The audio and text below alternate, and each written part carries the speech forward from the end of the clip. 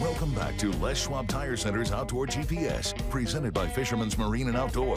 Now it's time for your weekend tech tip, brought to you by Chevy Silverado. Welcome back, everyone. It's the Chevy Silverado tech tip of the week, and I threatened last week that I got to do a 20,000-mile review, and I have to, but now I'm over 21. So is it the 22,000-mile review? I don't know. We'll get there, but Chevy Silverado, thank you for making this happen. Okay, so Spinfish, right? Now, back when this first came out years ago now, it's crazy, man. Time just flies by. I remember when Buzz was talking about this particular bait, I'm like, dude, I've seen it, I know what you're talking about, and all of a sudden now, it is right at the top of the heap. It's on everybody's rod, right? Stuffer baits have taken over the market for a reason. They're very versatile. You can change things up, different baits, different scents, different things that you can do, and different sizes, which I think is really where you guys are just crushing it, right? I mean, you've got the 2.0, the 2.5s, the 3.035s. Just 3.040, yeah. 3.04, excuse me. But there's lots of different ways that you can run them, different things that you can do. And we're going into silver season, or for young people like you, they call them Coho for some reason. If you were going to, Hunter, try to target silvers, because in just a couple of weeks, right, the river's going to close. You know, you can still go out there. Silvers are going to be the only thing that you can retain. If you were going to do the same thing, 360s and a Spinfish, is there anything that you would suggest doing? Is there a scent change, rigging style, something that you might do different? One of the things I'd probably do different is a little hoochie on the back of your Spinfish. Okay. I don't know if they can see it or not. Yeah, they can. They got you. And just a little bead between the hoochie and the Spinfish, just makes it spin. That's what we use everywhere, and we catch Coho 24/7. All right, and see now, one of the reasons why I wanted to ask you that question is earlier we were talking about when things do close and it's only open for silvers, right? And we do go target them, but most of the time we end up catching more Chinook than silvers, and I'll rack the rods and get out of there. We've talked about this over the years and gotten plenty of flack for it. But again, I'd like to be able to target silvers specifically, right? Rather than, I don't want to touch the Chinook if we can't retain them, right? I just want to leave them alone. Is there a color thing, speed thing, scent thing, anything that you would say would help you distinguish or stand out to a silver as opposed to a Chinook? I just say go faster. Go faster? Yeah, they like faster. Chinook like a little bit slower. Coho like to go fast. They like to chase after their bait. So when you're talking about going faster, you know, we always talk about speed, right? What that little machine says, you know, is it speed over ground, or is it ground speed, whatever the hell it is. You're looking at the rods. That's all that matters with 360s. So instead of looking at the 1/1000, 2/1000, again, which we've all talked about, the talking heads are always out there saying the same thing, you know, the 1/1000 thump.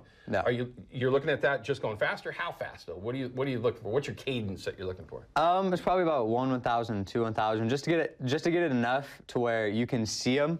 You can see it moving just a little bit faster. You don't want it too fast, but you got like in between. Okay. So you're not saying, you know, 1, 2, 3, 4. No. Okay. So what's Dad saying? Sometimes. Sometimes. Well, that's ocean. Like when we're holding at the buoy 10, you know, we're holding at the buoy and it's a big, heavy incoming tide, and we like to hold in it. And we run 16 or 20 ounces of lead, man, because we're only going like 15. I'm literally, my boat's long enough that we go 15 feet on the bow rods. I can watch the flasher. Right. Okay. They're just going.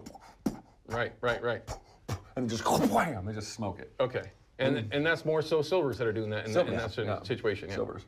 And I downsize too, like, you know, if I gave him our Spinfish box and picked him out, he knows what colors. Like, we got a couple new ones that I did specifically for Coho. Like the Purple Punch is a little purple one with pink dots, right? You can get those in a 2, 2.5, and 3. And then the Misty River is absolute fire for Coho. The new one I created, the Omicron, because it looks like Misty River has a disease, and so there's the spots on it. So I named it Omicron. Well, it's like, look at how they come up with names for all these baits. It's in the sick, twisted mind of mine. But so those three, you know, the pink ones, and then we had like different colors, like the pink hoochie or pink and white hoochie, sometimes a blue hoochie. I did one that's blue, we call Smurf Mumps. Okay. And it is super fishy too for Coho. And I did those in the smaller sizes specifically because we like to target the Coho with the smaller sizes, downsides the profile. Not saying you won't catch Chinook on them, because we catch some big Chinook on those as well. But if we're going to target Coho, we will downsize everything and then kind of sweeten up our bait sauce a little bit. With the Chinooks, we like to, you know, you can use like the monster bites and all the, you know, amino acids and all those types of things and add to your tuna mixture. But with the Coho, we like to, you know, like shrimp and anise and, you know, sweet type stuff, you know. Yeah. We use a lot of Procure stuff, a lot of Shane Magguson's sand shrimp is one of our favorites. We use that in everything. I think I even put it in my coffee at times. So that's how much we use that. Especially this morning. Yeah. He needed it in there this morning. I needed a recharge. So, all right, so those are some things we do for Coho. I think that leads me to my next question. What we were putting into these things. This week, and I had laid these out earlier today, this week it was bloody tuna, salmon slammer, the krill powder, Always. and then the krill oil, the water soluble. I for whatever reason, the water soluble mixed in with this stuff in the tuna right out of the can. I've just had good luck with that. And each week it seems to change, right? And it changes because sometimes I'll grab the wrong stuff. You know, you got all these Procure sitting there, and you grab, I grabbed the anise bloody tuna. Okay, you know, sometimes you get yourself sideways.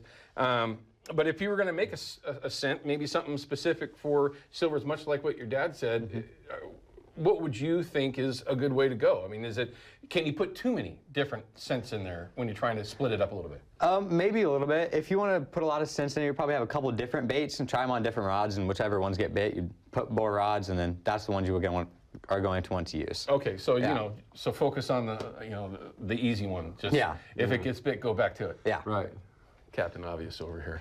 Yeah, we usually have a couple different, like I said, bait scents that we separate out. We have a Procure one, then we have, one with Shane's, and then we have just kind of generally a garlic one. And so we'll have you keep saying Shane's. Everyone's going to go, well, what is Shane's? Oh, Northwest Bait and Scent. Shane Magnuson. Yeah. So we use that. He has 3 really good ones. The sand shrimp one we use a lot, and the tuna one, and then the salmon formula.